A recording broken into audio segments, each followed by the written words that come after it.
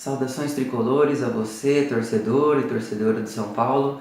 Voltamos com mais um SPFC Project no quadro F5 Tricolor e eu vim trazer aqui para você mais notícias do São Paulo. Hoje o vídeo bem light, bem curtinho, vamos falar aqui tudo que a gente descobriu sobre as contratações.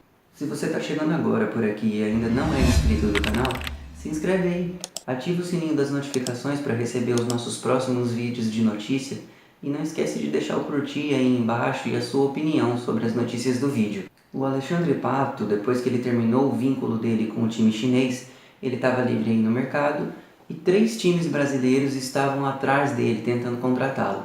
O São Paulo, o Palmeiras e o Santos, que muita gente esqueceu. O São Paulo acabou levando a melhor nessa disputa e conseguiu contratar o atacante até 2022. Haviam informações de que o Pato havia fechado com o Palmeiras.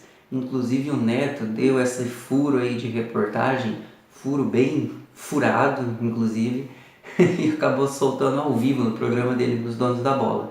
E assim, não deu nem uma hora depois, o Pato havia fechado com o São Paulo. Então foi uma situação bem engraçada lá, ele passou a maior vergonha lá noticiando isso ao vivo. O que aconteceu é que o Palmeiras tinha um acordo com o empresário do jogador, enquanto o São Paulo conseguiu estabelecer um contrato e um acordo com o jogador, Alexandre Pato.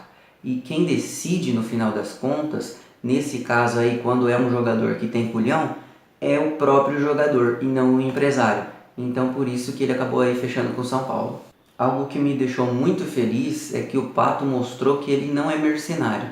Se ele quisesse dinheiro, ele tinha ficado lá na China mesmo. Porque o Palmeiras, a Crefisa Futebol Clube, ofereceu bem mais dinheiro ali que o São Paulo para ficar com o Pato.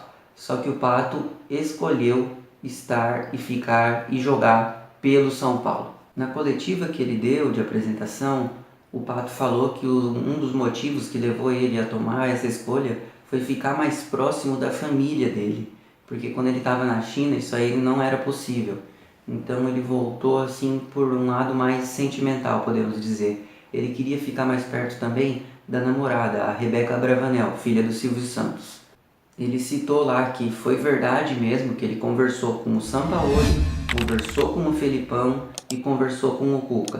E que o papo que ele levou com o Cuca lá foi importante para que ele tomasse a decisão de fechar com o São Paulo. O que ficou marcado na entrevista dele foi que ele disse que escolheu o São Paulo por amor, porque o São Paulo apoiou ele em um momento difícil da carreira dele e que ele quer retribuir isso com gols e títulos. Outro motivo que levou ele a fechar com o São Paulo é a visibilidade para ele com relação ao Tite, que está comandando a seleção. Ele tem vontade de voltar a defender o Brasil e jogar pela seleção. Com relação a dinheiro, já vou te dizer que a contratação dele não ficou barata não. O São Paulo vai pagar para ele 38 milhões de reais ao longo desses 4 anos aí de contrato que ele vai ter. Só de salários, luvas e direitos de imagem, a gente vai pagar para ele 26 milhões e 900 mil reais. Dá um pause aí para você conseguir ver certinho como vai ser efetuado esse pagamento ao longo dos anos.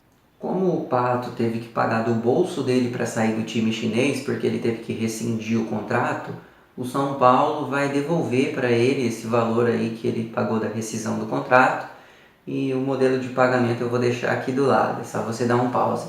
Acho muito difícil ele sair do São Paulo agora para ir para um time brasileiro, porque o São Paulo acabou blindando ele aí por causa desse alto investimento e colocou a multa rescisória dele para times brasileiros em torno de 100 milhões. E para times de fora, times europeus, a multa é de 110 milhões.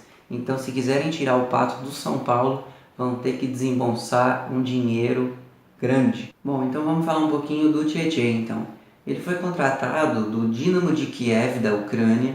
O São Paulo primeiramente tentou um empréstimo dele, só que acabou não conseguindo. O Dinamo falou que só vendia ele, e aí o São Paulo resolveu investir esse dinheiro aí na compra do Tietê. Como ele era uma das prioridades do técnico, o Cuca teve que convencer a diretoria do São Paulo de que ele era uma boa opção para o time. Então o Cuca usou lá os argumentos de que o Tietê é um jogador versátil, que ele joga como primeiro volante, segundo volante, joga como lateral direito também, que o São Paulo só tem um segundo volante, que é o Lisiero. Muitos torcedores não acreditaram que o Tietê tinha fechado o contrato com o São Paulo, até porque o nosso time teve a ideia genial de divulgar a contratação dele no dia da mentira. O São Paulo vai pagar 22 milhões de reais pela contratação do Tietê e o contrato dele vai ser até 2022.